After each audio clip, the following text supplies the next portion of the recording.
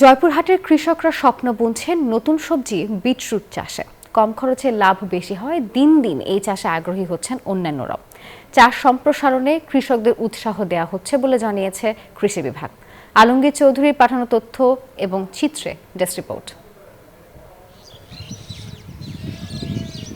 আলু চাষে লোকসান করে এবার বিটরুটে স্বপ্ন বুনছেন জয়পুরহাটের কৃষক।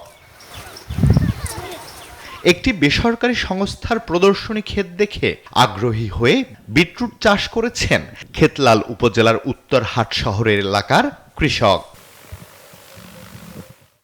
এই চাষে বিঘাপতি মাত্র 10 থেকে 12,000 টাকা খরচ হয়, আর ফলন হয় 90 থেকে 100 মন। হিউস্টনে রকিং টেস্টি, সীমানা ছাড়াও নিজেকে হারাও। পাইকারি বাজারে প্রতিমন বিটরুট বিক্রি হচ্ছে 1200 থেকে 1400 টাকা দরে।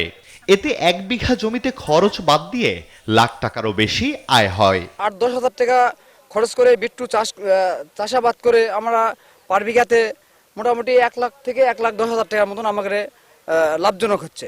খরচ কম, সেই ক্ষেত্রে হিসাবে আমাদের এটা অনেক লাভবানই আছে। 100 মনে দেখা যাচ্ছে আমরা প্রায় 1 লাখ থেকে 1,10,20,000 মতো আমরা বিক্রি করব। লাভজনক ও পুষ্টিকর বিটরুট চাষে আগ্রহী হচ্ছেন অন্যরাও।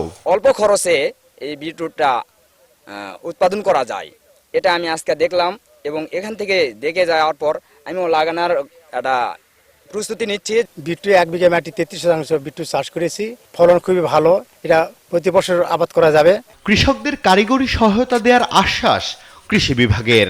ফলন প্রায় 80 থেকে 90 মনের মতো আসতেছে এবং কৃষক ভাইরা একটি ভালো দাম পাচ্ছে, যার কারণে তারা এটি চাষে উদ্বুদ্ধ হচ্ছে।